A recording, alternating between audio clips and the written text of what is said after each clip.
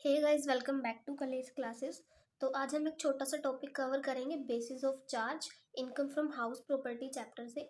अब basis of charge का मतलब यहाँ पर क्या है कि हमको कुछ प्रॉपर्टीज गिवन है जिनकी एनुअल वैल्यू जो है वो हमारी टैक्सेबल होगी income from house property head के अंदर।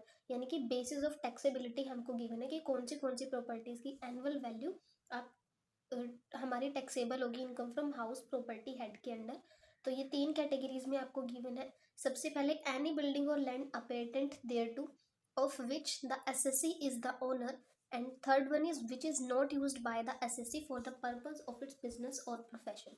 सो अगर हम पहले वाले के बारे में बात करें, एनी बिल्डिंग और लैंड अपेटेंट देयर टू, तो बिल्डिंग और land appurtenant thereto, appurtenant का मतलब क्या है कि कोई भी लैंड है हमारे पास जो कि किसी बिल्डिंग से रिलेटेड है, किसी बिल्डिंग से बिलोंग करती है। अब बिलोंग का मतलब यहाँ पर क्या हुआ कि जो बिल्डिंग है उसके पास आसपास में होंगे कार पार्किंग स्पेसेस हो सकते हैं, प्लेग्राउंड हो सकते हैं, कनेक्टिंग रोड्स हो सकते हैं। तो ऐसी लैंड से जो इनकम हो रही होगी जो बिल्डिंग से रिलेट करती है वो हमारा इनकम फ्रॉम हाउस प्रॉपर्टी के अंडर टैक्सेबल होगा। और अगर कोई भी लैंड हमारे पास है जो कि किसी बिल्डिंग से रिलेट नहीं करती तो वो हमारा इस सेशन के अंडर कवर नहीं होता है और इनकम फ्रॉम हाउस प्रॉपर्टी में टैक्सेबल नहीं होगा, वो हमारा इनकम फ्रॉम अदर सोर्सेज में टैक्सेबल होगा।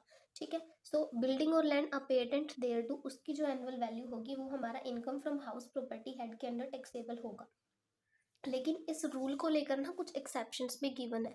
एक्सेप्शन का मतलब है कि यानी कि कोई बिल्डिंग है जो हमने रेंट पे दे दी है, लेट आउट कर दी है, लेकिन वो टैक्सेबल नहीं है income from house property head के अंदर।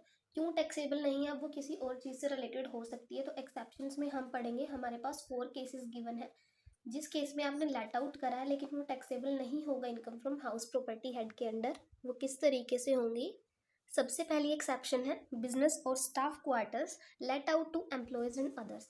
यानी कि बिल्डिंग, सॉरी बिजनेस नहीं है बिल्डिंग है, बिल्डिंग या फिर स्टाफ क्वार्टर्स जो है आपने लेट आउट कर दिए यानी कि रेंट पे दे दिए हैं एम्प्लॉयज को या फिर किसी दूसरे पर्सन को। अब यहाँ पर जो बिल्डिंग है ना वो लेट आउट किसको करी है? एम्प्लॉयज को, जिनका रेजिडेंस होना काफ़ी ज़्यादा ज़रूरी है बिजनेस को ऑपरेट करने के लिए, कंडक्ट ऑफ बिजनेस के लिए। सो बेसिकली ये आपका बिजनेस से रिलेट कर रहा है क्योंकि जो एम्प्लॉयज़ हैं वो आपके बिजनेस के हैं और उनका रेजिडेंस होना ज़रूरी है बिजनेस को चलाने के लिए।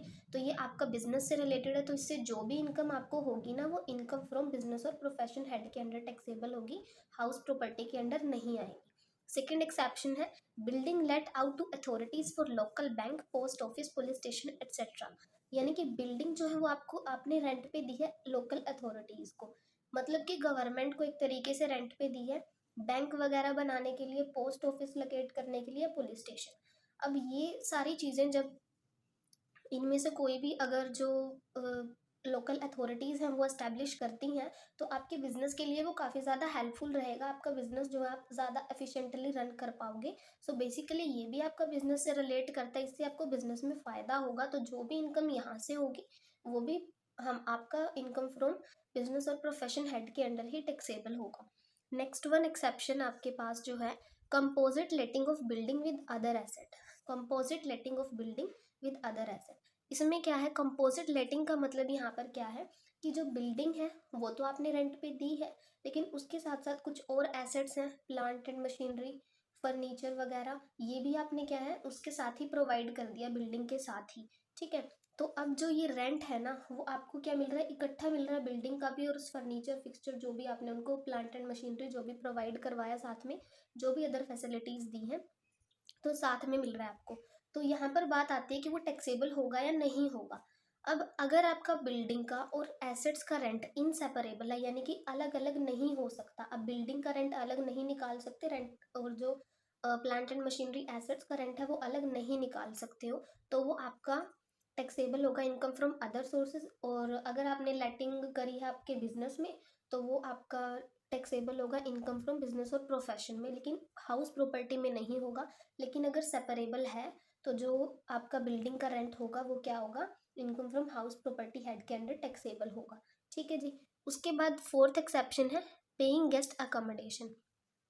इसका मतलब क्या है कि जो आपका एसएससी है ना उसका बिजनेस ही यही है कि वो प्रॉपर्टीज़ को एक्वायर करता है, प्रॉपर्टीज़ को परचेज करता है, उसके बाद उनको लेट आउट करता है यानी कि रेंट पे दे देता है। ठीक है, उसका बिजनेस ही यही है। मेमोरेंडम ऑफ एसोसिएशन में उसके ऑपरेशंस, उसका ऑब्जेक्टिव सब यही लिखा हुआ है, ठीक है ना। तो पेइंग गेस्ट अकोमोडेशन का मतलब हो गया कि वो एक्वायर करेगा प्रॉपर्टीज को और उनको लेट आउट करता है, तो वहां से जो उसको इनकम मिल रही है वो सीधी सीधी कहाँ टैक्सेबल होगी, इनकम फ्रॉम बिजनेस और प्रोफेशन में, क्योंकि उसका बिजनेस ही यही है, वो ऐसे बिजनेस में इन्वॉल्व है जहां पर प्रॉपर्टी एक्वायर करेगा, उनको लेट आउट करेगा।